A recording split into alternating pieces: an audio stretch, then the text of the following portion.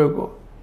ಜಾಲತಾಣದಲ್ಲಿ ಕೆಲವೊಂದು ಮೀಡಿಯಾಗಳಿದ್ದಾರೆ. ಅವರು ಹೆಣ್ಮಕ್ಳು ಯಾರು ಅತ್ಯಾಚಾರಕ್ಕೊಳಗಿರ್ತಾರೋ ಮತ್ತರಾಗಿರ್ತಾರೋ ಪ್ರತಿಭಟನೆ ಮಾಡೋರನ್ನ ಒಬ್ಬ ಅತ್ಯಂತ ಕೀಳಾಗಿ ಪ್ರದರ್ಶನ ಮಾಡ್ತಾ ಇರ್ತಕ್ಕಂಥ ನಿಲ್ಲಿ ಅನ್ನುವಂಥ ಮಾತನ್ನು, ನಿಲ್ಲಿಸಬೇಕು ಅನ್ನುವಂಥ ಮಾತನ್ನು ಹಕ್ಕೊತ್ತಾಯ ಮೂಲಕ ಅವರು ಹೇಳ್ತಾ ಇದ್ದಾರೆ.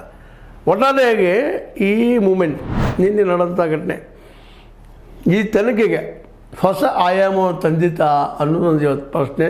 ಆದರೆ ತರಲೇಬೇಕು ಅನ್ನೋಂಥ ಹಠ ನಮ್ಮ ಹೆಣ್ಣುಮಕ್ಕಳದು. ಹೌದು, ಮತ್ತು ನ್ಯಾಯ ಕೇಳಲಿಕ್ಕೆ ಇಟ್ಟಿದ್ದಾರೆ.